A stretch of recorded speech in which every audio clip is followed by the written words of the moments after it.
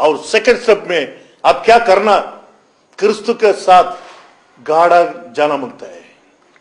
Baptism के अंदर उसके साथ गाड़ना पड़ेगा आपको। वही पौलुस ने कहा है। अब सोचो आपका जीवन कैसा है। ये सेकंड स्टेप में आप आया क्या अभी तक? सुसमाचार बहुत लोग प्रचार किया, आप सुना होगा, लेकिन ये सेकंड स्टेप में आप आया क्या? आप अगर नहीं आया होगा तो यही मौका में आप सेकंड स्टेप में आ जाना। मैं भी प्रभु के अंदर बैप्टिज्म ले लेंगा। बैप्टिज्म सेकंड स्टेप है। बैप्टिज्म का मतलब आप मसीह के साथ गाड़ा गया। बैप्टिज्म का मतलब पानी के अंदर आप गाड़ा गया। ऐसा छिड़काव नहीं है। छिड़काव बैप्टिज्म के बारे में बाइबल में रिकॉर्ड नहीं है। जो विश्वास करेगा वो बैप्टिज्म लेगा, वो रक्षा पाएगा। विश्वास करने वाला बच्चा लोग नहीं है, बड़ा लोग है। इसके लिए बच्चे लोग का बैप्टिज्म के बारे में बाइबल के अंदर रेफरेंस नहीं है। अब सोचो, जो बड़ा लोग है मसीह का वचन को समझ सकता है, उन लोग विश्वास करके लेना पड़ता है। अभी सेकंड स्टेप में आप भी मसीह के साथ अगर गाड़ा जाना चाहता है, फिर आप सोच लेना, आप बैप्टिज्म के अंदर उतरना पड़ेगा। बैप्टिज्म पानी के अंदर डूब के लेना पड़ता है। आदि अपोस्तल यही किया था, सुसमाचार प्रचार किया, ताबड़तोड़ उसको बैप्टिज्म दिया है। ये वचन को ऐसा ही रखे। अपन थोड़ा परिचित दूसरा अध्याय 38वां वचन को आप पढ़ लेना। पतरस ने उससे कहा मन फिराओ और तुम में से हर एक अपने अपने पापों की क्षमा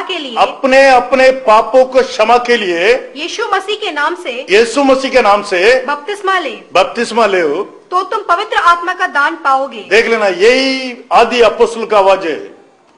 बपतिस्मा कैसे लेना है? प्रभु यीशु मसीह के नाम से लेना पड़ेगा, क्योंकि पाप का क्षमा चाहिए।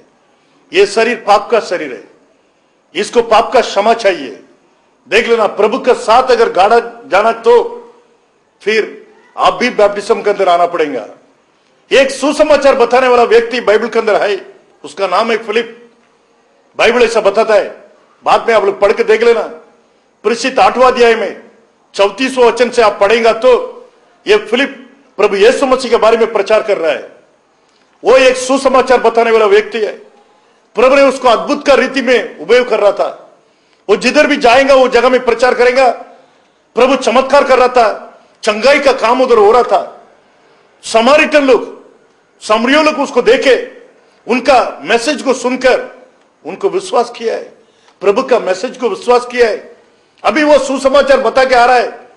ऐसा ही जाने के टाइम एक कंधा के मंदिरी उधर रथ से जा रहा था। प्रभु ने बोला है तुम भी जाके वो रथ को पकड़ो। मांगता है तो मैं पढ़ने के लिए बोलता है 34वां वचन से।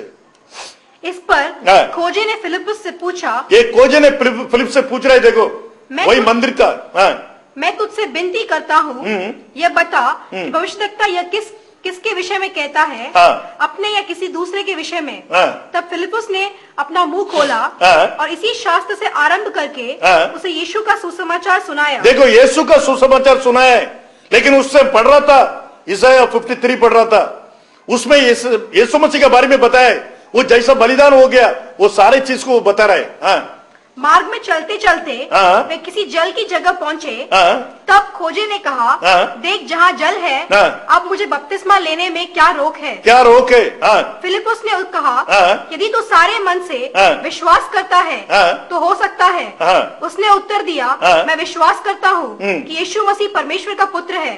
तब उसने रथ खड़ा करके आज्ञा दी और फिलिप्पुस और खोजा दोनों जल में उतर पड़े और उसने उसे बपतिस्मा दिया।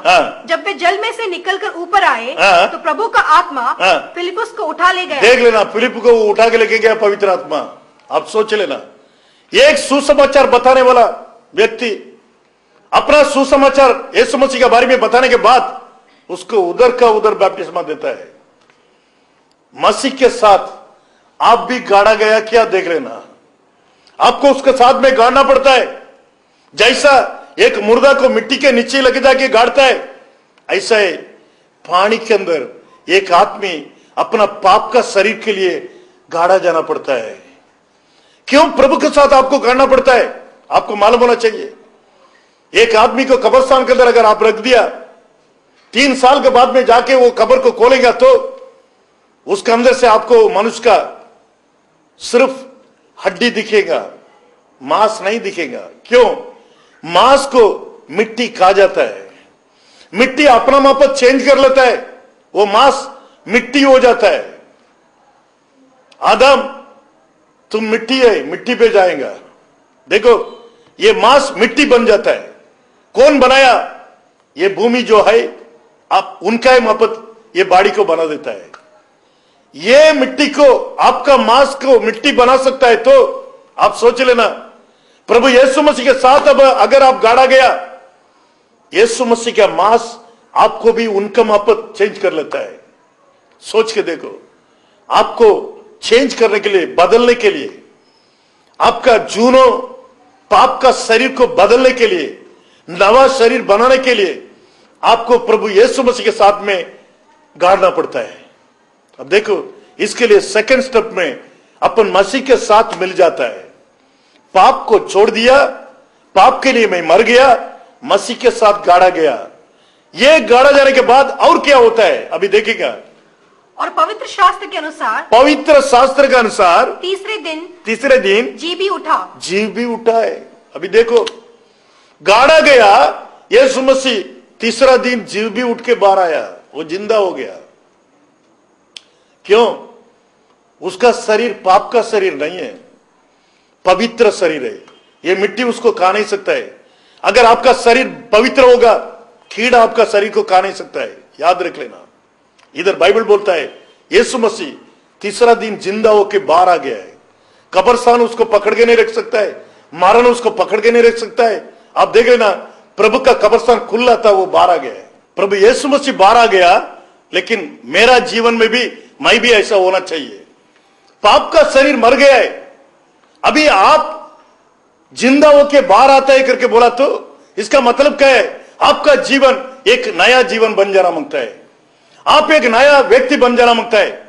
बाइबल बोलता है 2 कुरिन्थियन 5वां अध्याय 17 वचन ऐसा बोलता है, तो यदि कोई मसीह में है, यदि कोई मसीह में है तो वह नई सृष्टि है, वो नई सृष्टि है। पुरानी बातें बीत गई है, देखो पुरानी बात बीत गए, देखो वे सब नई हो गई, ये सब नई होगी। देख लेना, बाइबल बोलता है अगर आप क्रिस्तु के अंदर होगा, आप क्रिस्तु के अंदर अभी जी रहा है, आप नया सृष्टि बन गया है। आप सोचो, ये पौलुस का सुसमाचार का प्रकार का क्रिश्चियन है क्या आप? ये सुसमाचार को आप अंगीकार किया, आपका जीवन में वो काम कर रहा है? अगर नहीं होगा तो आज ये सुसमाचार को अंगीकार कर लेना। मैं मेरा सुसमाचार नहीं बता रहा है, पौलुस जो प्रीचिंग किया वही मैसेज को आपको दे रहा है।